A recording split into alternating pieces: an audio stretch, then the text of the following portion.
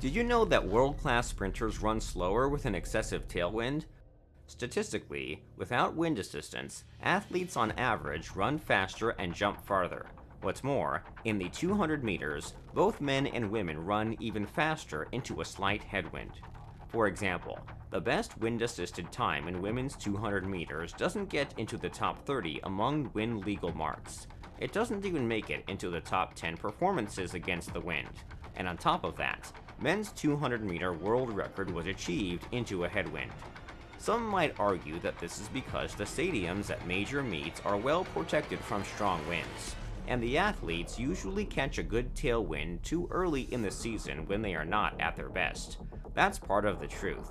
In fact, a tailwind does aid performance significantly. Therefore, wind-assisted times should inevitably push all legal marks off the top lists. But that doesn't happen because most athletes don't use tailwind to their full advantage. Some 10 years ago, on a Japanese TV show, Justin Gatlin ran 100 meters in 9.45 seconds, surpassing Usain Bolt's world record.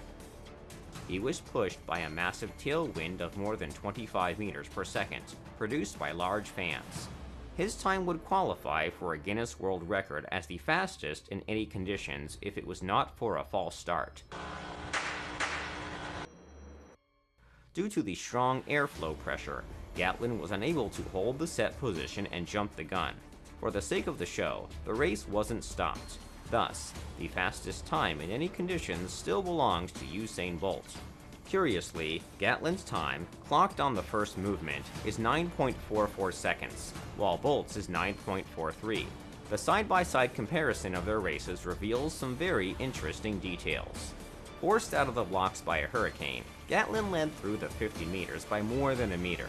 But as it turns out, maintaining speed is the hardest part of sprinting. Sometimes even a hurricane is not enough to keep it up. When Justin Gatlin started to fade, Bolt completely dominated the second half and easily won this virtual race. Sprinting at an elite level requires tremendous strength and good elasticity to hit the ground and rebound. The elastic rebound is the key component of speed and speed maintenance. When you get tired, your elastic strength decreases, making your legs less springy. It feels like running on wet cement.